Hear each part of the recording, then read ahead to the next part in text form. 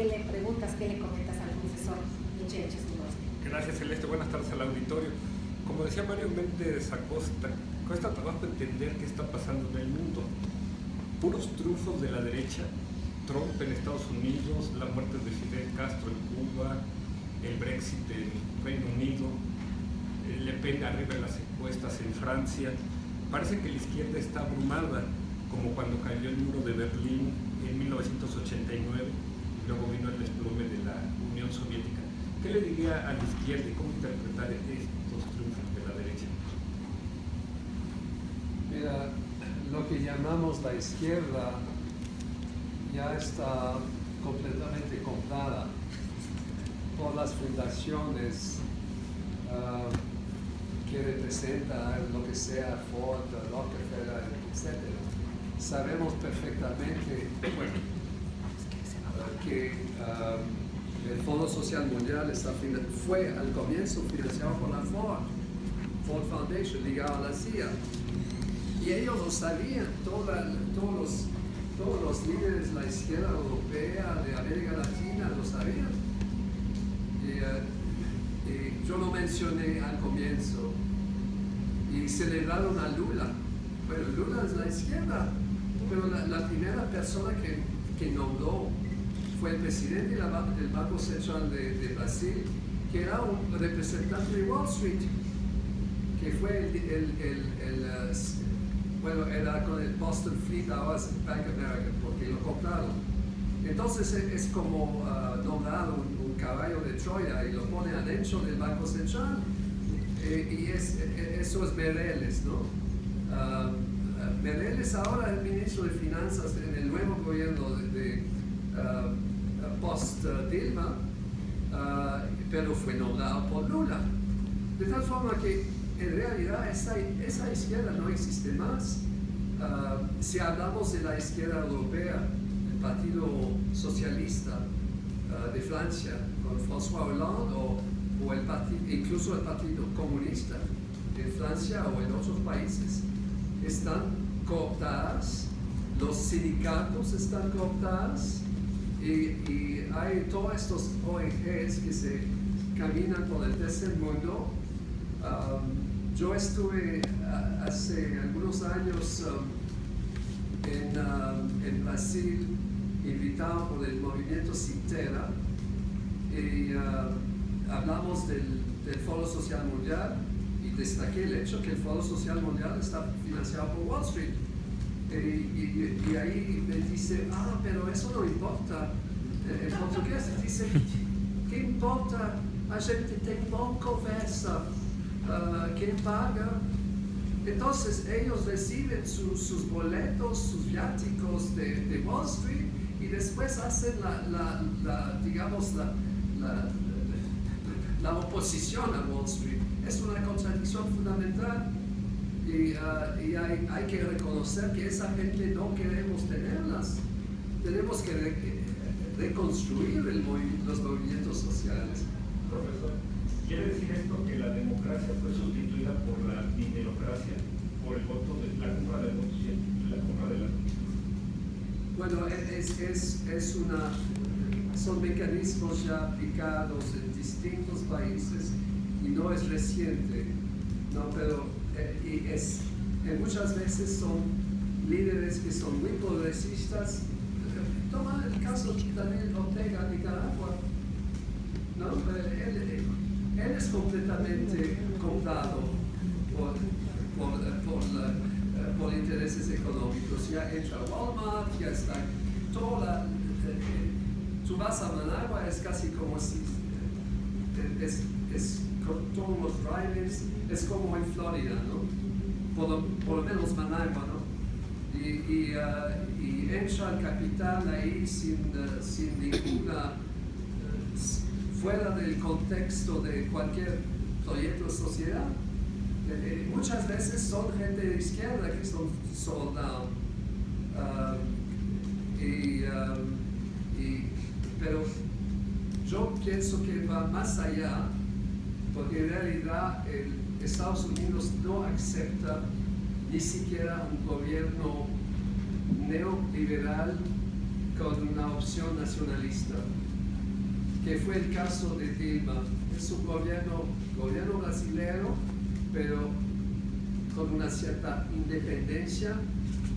Ella cambió algunos, Meirelles fue reemplazado en el Banco Central, y yo creo que es esto.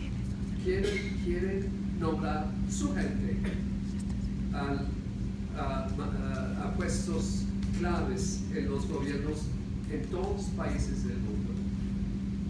En este contexto, ¿qué papel tiene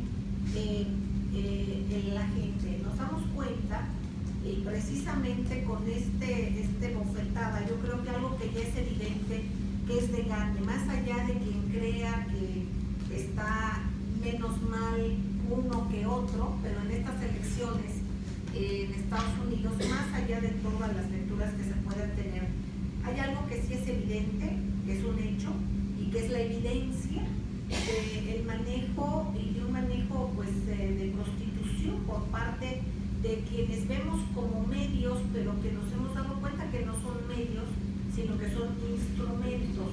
En este contexto, ¿qué nos queda como ciudadanos al darnos cuenta de esta evidencia?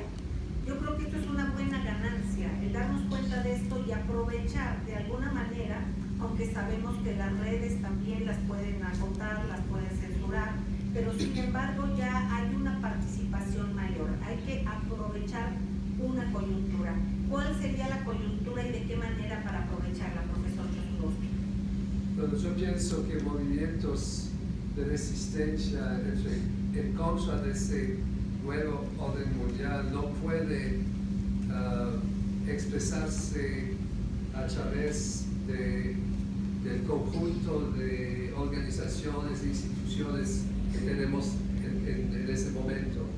Es decir, hay que desligarse de los líderes sindicales, de los ONGs, de todo el aparato llamado humanitario y construir nuevas bases sociales y que no son necesariamente basados en partido de izquierda.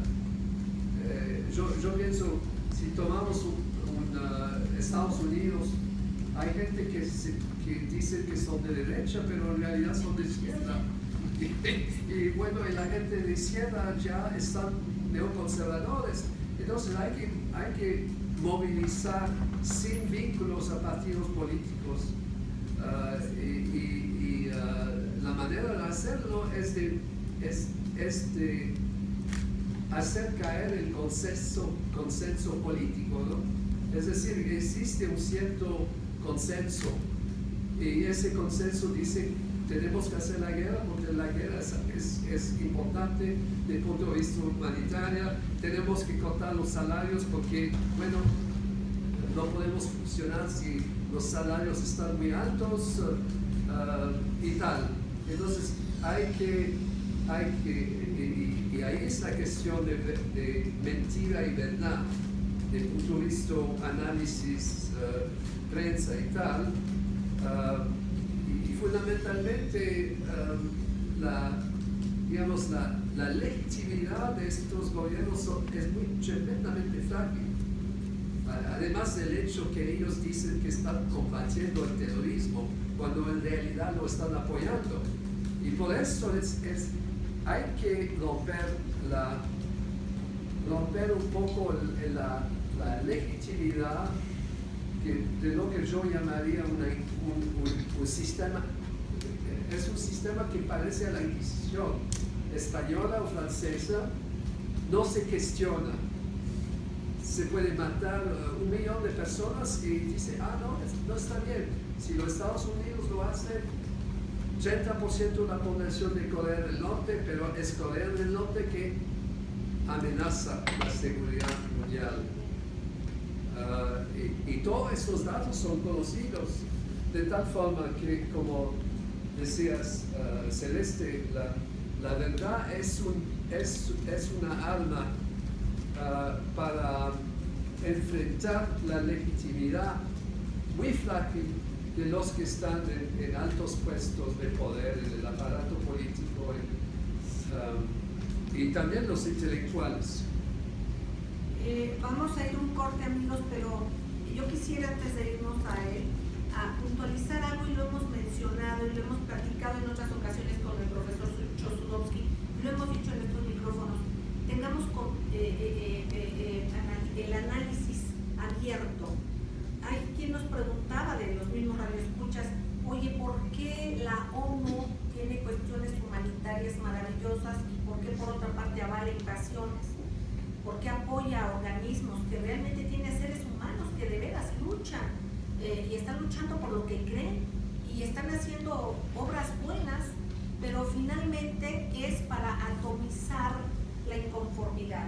Hay quienes van para quejarse por el maltrato a las mujeres, otros por el maltrato a los niños, otro por el maltrato a los indígenas, otro por los enfermos. O sea, atomizaron la posibilidad de rebelarse contra la injusticia.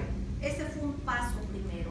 Luego crearon muchos organismos para que desde los diferentes puntos, y reitero, atomizando la disconformidad, se apoya esta disconformidad. Está precisamente el libro extraordinario del profesor Michel Chosudowski, en el cual nos explica cómo se financia la disidencia, y a los unos y a los otros, a los que se confrontan. El chiste es que se sigan confrontando, y mientras tanto estamos alejados los unos de los otros, alejados de lo que es el interés común, que es la vida, y de lo que es el interés común, que es el amor entre los seres humanos. Vamos a ir a un corte y enseguida regresamos. Gracias. Sí, porque dices, pues, ¿cómo la ONU para acá le hace